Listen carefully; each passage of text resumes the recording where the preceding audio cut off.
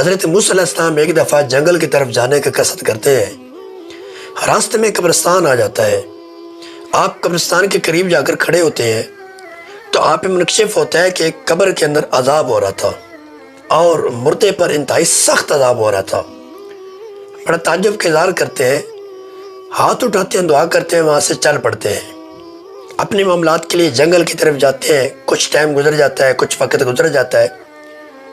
آپ کی جب واپسی ہوتی ہے کئی دن کے بعد تو اسی قبرستان سے پھر واپسی گزرنا ہوتا ہے۔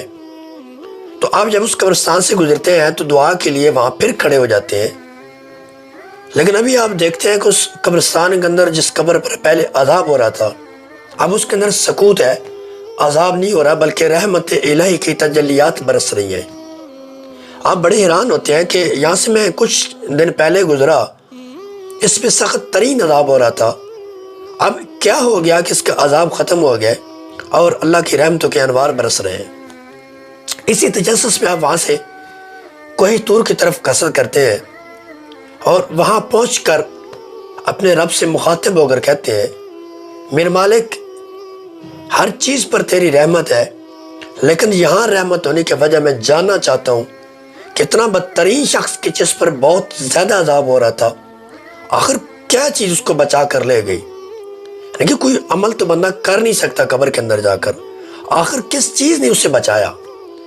تو اللہ تعالیٰ نے اپنے پیغمبر سے کہا، اے میرے پیغمبر جب آپ یہاں سے گزرے تھے تو عذاب ہو رہا تھا، اصل میں اس کا ایک چھوٹا بچہ تھا جو کہ دنیا کے اندر تھا اور یہ قبر میں عذاب کے اندر مبتلا تھا۔ آپ کے جانے کے بعد ان دنوں میں اس کی ماں نے اس کے بچے کو مسجد میں بھیجا، امام مسجد کے پاس۔